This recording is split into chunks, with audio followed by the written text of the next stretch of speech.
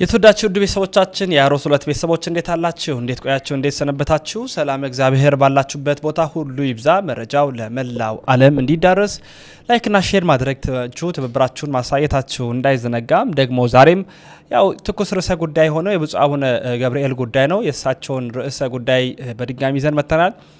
በመንክር ሚዲያ፣ በንቁ ሚዲያና በተአምኖ ሚዲያ ከሐሙስ ዕለት አመሻሽ አካባቢ ላይ ለ15 ደቂቃ የሚቆይ መግለጫ መስጠታቸው ይታወሳል።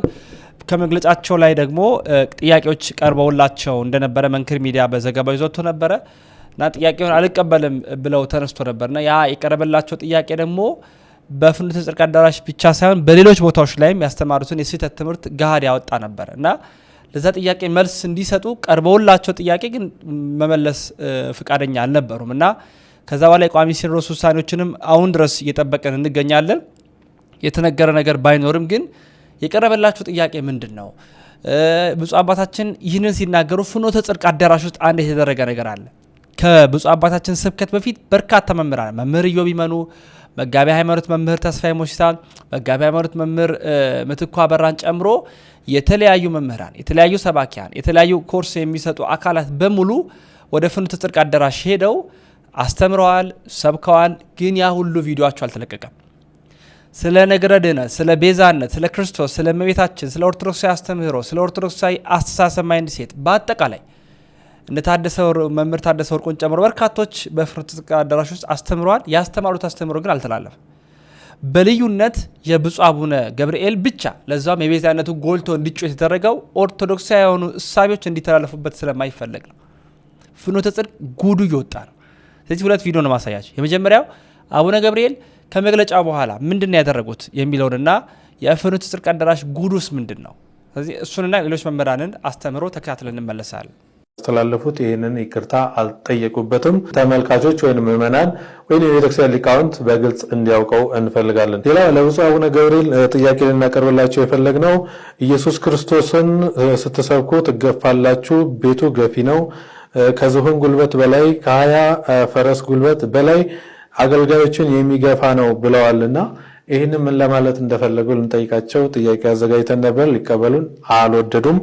በሁለተኛ ጥያቄ ክርስቶስን ማዕከል ያደረጉ ዝማሬዎች መዘመር ለቤተ ክርስቲያን ትንሣኤ ነው ብለዋል። ቤተ ክርስቲያን ክርስቶስን መስበክ አዲስ የምስራች ወይም አሁን የጀመረችው ነው ወይ ብለን ልንጠይቃቸው ጥያቄ አዘጋጅተን ነበር። ይህንንም ለማዳመጥ አልፈለጉም። ሶስተኛ ጥያቄ ቤተ ክርስቲያን ከእግር እየሞተች ነው ሲሉ ምን ማለት ፈልገው ነው ብለን ልንጠይቃቸው ፈልገን ነበር። ይህንንም ሊያዳምጡን አልፈለጉም። በአጠቃላይ ጥያቄ አይቀበሉም። አራተኛ ጥያቄ ዛሬም ኦሪት ላይ ተቸክለው የቀሩ በጽድቄ በገድሌ በትሩፋቴ እድናለሁ ብለው እንደ ኩራት የሚናገሩ አሉ ሲሉ በገዳም ለሀገር ሰላም ለሰማይ ድህነት የሚጸልዩ አባቶችን ተሳስተዋል እያሉ ነው ወይ ብለን እንጠይቃቸው ነበር። ያንን እድል አላገኘንም። እዛው ላይ ደግሞ እሳቸው በኢየሱስ ክርስቶስ አዳኝነት የመጨረሻ ድነት ነው እንጂ በሰው በስራው አይድንም የሚል ትምህርትን ያስተላለፉት። ስለዚህ ደግሞስ ለእምነት ያለ ስራ ከንቱ ነው የሚለውን ቃል እንዴት ዘነጉት ብለን የያዕቆብ መልእክት ምዕራፍ 2 ቁጥር 17ን ልናስታውሳቸውና ይህን እንዴት እንደሚመለከቱት ልንጠይቃቸው ፈልገን ነበር። ሊያስተናግዱን አልፈለጉም። አምስተኛ ጌታችን የሚያደርጉትን አያውቁምና ይቅር በላቸው ሲል ዛሬም ድረስ የምልጃ ቃል ነው ብለው ያምናሉ ወይ ብለን ልንጠይቃቸው ነበር። ምክንያቱም በፍኖተ ጽድቅ አዳራሽ ላይ እንደተናገሩት ከሆነ ብዙ ሰዎች የሚያነሷት ጥቅሳለች ሮሜ 8:34 ከዚህም በላይ ክርስቶስ አማላጅነቱን የሚገልጽ ቃል አለ። ያ ምንድነው? የሚያደርጉትን አያውቁምና ይቅር በላቸው ያለው ቃል የአማላጅነቱን የሚገልጽ አይነት መልእክትን ያስተላለፉት። ነገር ግን ይሄ ክርስቶስ ኢየሱስ ክርስቶስን አይሁዳን በሰቀሉትና ግፍ ባደረሱበት ሰዓት ለአባቱ ለአብ የሚያደርጉትን አያውቁምና ይቅር በላቸው ብለው የተናገረውን በመስቀል ላይ የተናገረውን ቃል ዛሬም ድረስ በአማላጅነት እንደሚሰራ አድርገው ነው በዛ ትምህርት ላይ ያቀረቡትና ይሄን እንዴት ለአማላጅነቱ ወይንም ደግሞ አማላጅ ነው ብሎ ለማስተማር ይረዳ ዘንድ ጥቅሱ እንዴት በዚህ መልክ ሊገባ ቻለ ብለን ልንጠይቃቸው ፈልገን ነበር። እድሉን አላገኘንም። ሌላው እንደዚህ ያሉ የስተት ትምህርቶች የሚተላለፍባቸው በተለይም ደግሞ ፕሮቴስታንታዊ ድምጽ የሚመስሉ ወይም አስተምረው የሚመስሉ መልእክቶች በብዛት የሚተላለፈው በፍኖተ ጽድቅ ሚዲያ ላይ ነውና የፍኖተ ጽድቅን ሚዲያ እንደዚህ አይነት ስተት የሆኑ ትምህርቶችን ለምዕመናን ሲያደርስ አንዳንዴም ትምህርቶች በመምህራን ዳጸ ልሳን በሚባለው በስተት ድንገት የሆነ ነገር ቢያመልጣቸው ለቤተ ክርስቲያንና ለምዕመናን አይጠቅም ተብሎ የሚቆረጡ ብዙዎች አሉ። እኛም እንደ መንክር ሚዲያ ያንን ስለምናደርግ ነገር ግን ያንን እንደወረደ የሚለቀው በምን ታስቦ ነው? በሱ በፍኖተ ጽድቅ ዙሪያ ምን መልእክት አሉት? ይሄ ሐሳብስ ለቤተ ክርስቲያን ይጠቅማሉ ብለን ልንጠይቃቸው ፈልገን ነበረ። እነኚህን ጥያቄዎች በሙሉ ለመጠየቅ ፈልገን ሌሎችም የማህበረ ቅዱሳን የቲቪ ከማህበረ ቅዱሳን የመጡም አካላት ነበሩ። እነሱም ጥያቄ ላይ ያቀርቡ ፈልገው ነበረ። ለማንኛውም ሰው ጥያቄ ለመቀበል ፈቃደኛ አይደሉም። ነገር ግን የራሳቸውን ሊናገሩ የፈለጉትን ብቻ ተናግረው ነው የወረዱት። ያም ደግሞ የይቅርታ ሳይሆን የተቿቸውን አካላት ለምን ተቹኝ አይነት መልእክት ነው ያስተላለፉትና ስለዚህ በየትኛውም ሚዲያ ላይ ይሄንን መልእክት ብትመለከቱ መንክር ሚዲያ ይሄን ሐሳብ አዲስ ትምህርት የትኛው ነው? ቤዛዊት ዓለም አትባል የሚለው አዲስ ትምህርት ሰምተንም ማናቀው። ለዚህ ነው አትደንግጡም የተባለው። ሱነታቸው ትምህርት ማለት ነው። አዎ አትደንግጡ የተባለው ለዚህ ነው። የሚያስደነግጥ ትምህርት ነው። አልሰማንማ ከዚህ በፊት በነገረ ድነት ጉዳይ ለነዚህ ልጆች ምትኩ አበራ የሰጠው ትምህርት አለ። በዚሁ አዳራሽ አልተላለፈም። በነገረ ክርስቶስ ትምህርት መምህር ኢዮብ መኑ ይዘን ሄደን የሰጠው ትምህርት አለ። አልተላለፈም።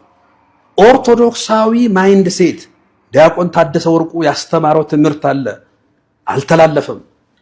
ኦርቶዶክሳዊ የመጽሐፍ ቅዱስ አጠናን መምህር ተስፋዬ ሞሲሳ የሰጠው አለ። ከመምህራኑ ጋር 7 ቀን አዳማ ቁጭ ብለን የፍኖተ ጽድቅ መምህራን ጋር የተደረጉ ዲስከሽኖች አሉ። አልተላለፈም። ተቀርጿል አለ። በደንብ አለ። ይሄ አልተላለፈም። ያንን ስለዚህ ኦርቶዶክሳዊ ትምህርት እንዲተላለፍ አይፈልግም። ያኑ አሁን ግራ ይገባኝ። አሁን እኮ ገረ ክርስቶስ ጉዳይ እኮ ክርክር ስነሳ የነበረው እኮ መምህር ኢዮብ ከ2 ቀን በላይ የፈጀበት ትምህርት ተቀርጿል። ያን አስቀምጦ ድንግል ማርያም ቤዛዊት ዓለም አትባል የሚለውን ትምህርት ማስተላለፍ ለምን ተፈለገ? ፍኖተ ጽድቅ መጠየቅ አለበት። በዚህ ለምን ምንድነው ቆርጦ የአቡነ ገብርኤልን ትምህርት ብቻ ማስተላለፍ የተፈለገው? ያው ይሄን ያህል ኢኦርቶዶክሳዊነት ያለበት ትምህርቱ ሌሎቹ መምህራን እንዳሉት ኢኦርቶዶክሳዊ የሆነ ከኛ ቤተክርስቲያን ዋናው ሆነ ከዶግማ ትምህርት ጋር የምጣረስ ፍጹም የሆነ የቤተክርስቲያን ያልሆነ የተሐድሶ መናፍቃን የሚያስተምሩት ትምህርት ሆኖ ነው ያገኘሁት።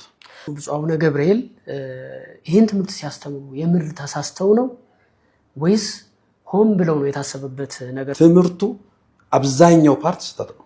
አብዛኛው እኔ አሁን ቤዛነት ጋር ብቻ አይደለም፣ ብዙ ወንድሞች አይተውታል። ውስጥ ላይ ብዙ ስህተቶች አሉ። ይህን ትምህርት በተመለከተ ለፍኖተ ጽድቅ አገልጋዮች የተሰጠ ነበረ፣ አልተላለፈም። ከቤዛነት ጋር የተገናኘ ማለት ነው። አዎ ከቤዛነት ጋር ከነገረ ድህነት ጋር ቤዛነት እኮ የነገረ ድህነት አካል ነው። የነገረ ድህነት የእመቤታችንን ቤዛነት ከነገረ ድህነት ጋር የሚገናኝ ጉዳይ ነው። ኮምፕሊትሊ ኢኦርቶዶክሳዊ ትምህርት ነው ያስተማሩት። በዚህ ምንም አይነት ድርድር የለውም። ኢኦርቶዶክሳዊ ነው፣ ተቀባይነት የሌለው ነው። መጽሐፍ ቅዱሳዊውን ሐሳብ በጣም ደባልቆ ነው ያስተማሩት።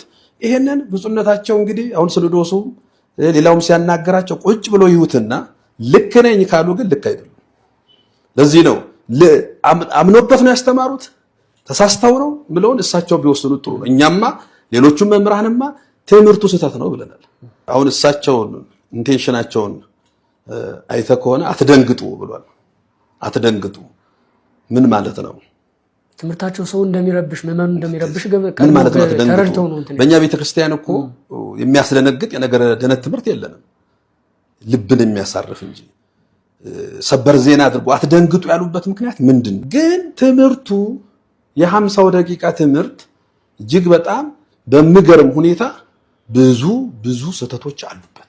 ብፁዕ አቡነ ገብርኤል የእናቶቻችን ብለው የዘማሪያኑን እንዲህ የሚባል መዝሙር አለ ብለው ነው ነኔ የሚየ ማርያም ቤዛ ነሽ አሉ ለዓለም። እናቶቻችን ይሄን ካወቁ እኮ ትልቅ የቤተክርስቲያን ትምህርት አላቸው ማለት ነው። ቤዛ ነሽ አሉ ለዓለም። አዎ ይሄን ብቻ እኮ ብሎ ከክርስቶስ ቤዛነት ጋር ደግሞ እንደማያደባልቁ እዛው የእናቶቻችን መዝሙር ላይ ነኔ የሚየ ማርያም ቤዛ ነሽ አሉ ለዓለም ይሉና እሷስ ተወልዳ ወልዳ ለኛ ሰጠችኝ መዳኛ ይላል። እናቱ ነሽና ለመድኃኒዓለም ይላል አለ። ብዙ እዛው ላይ አለ እኮ አንዱ ስንኝ ብቻ ነው ማለት አለ። ተወልዳ ወልዳ ሰጠችኝ መዳኛ መድኃኒት የሆነውን ክርስቶስን በመውለዷ ነው ቤዛዊት ዓለም ያሏት።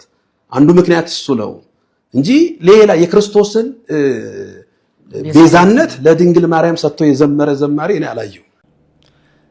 የተወዳችሁ ቤተሰቦቻችን የዛሬ ቪዲዮ መረጃ ማስረጃዎቻችን ይህን ይመስላሉ። መረጃው ለመላው ዓለም እንዲዳረስ ላይክና ሼር ማድረጋችሁ ትብብር አጋርነታችሁን ማሳየታችሁ እንዳይዘነጋም ተሰነባበትን። እግዚአብሔር ከሁላችን ጋር ይሁን።